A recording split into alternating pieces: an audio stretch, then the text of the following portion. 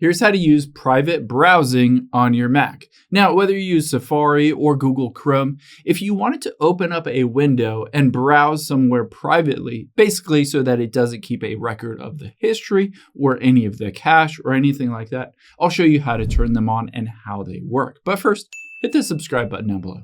It really helps me out. Thanks, guys.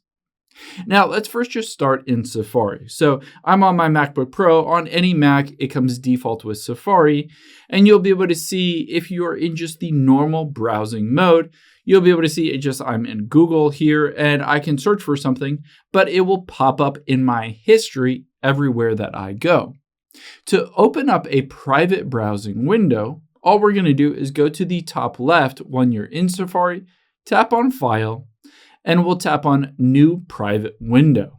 You can see when I open this up, it says Private Browsing. Safari is designed with privacy in mind. It adds additional protections after you close this window. Safari won't remember the pages you visited, search history, or autofill information. Now, let's say we go to google.com. You'll know that you're in private browsing because the entire background of the URL is dark or grayed out, versus the other one, normal mode, it's all light. So this indicates that you're in private, as well as top left, it says private. So now you can search for anything that you want. Let's just do one of these suggestions. And then once you search for that and you close out of that window, it doesn't remember it at all. However, let's say you use Google Chrome instead. So let's open up Google Chrome instead.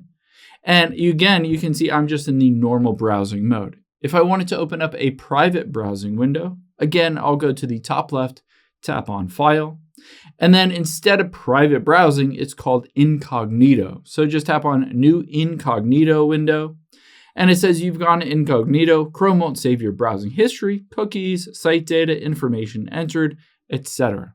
So again, you can go to google.com, and you'll be able to see in this instance, the entire top bar is dark gray, indicating you're in private browsing mode. And at the top right, it says incognito here. Again, compare that with the normal look of the normal window. Again, you can search and do whatever you want on here. And all you need to do is hit the X button, and that will close out of that window and there'll be no record of it. I hope this helps. If it did, hit the like button down below and leave a comment if you have any questions. Thanks, guys.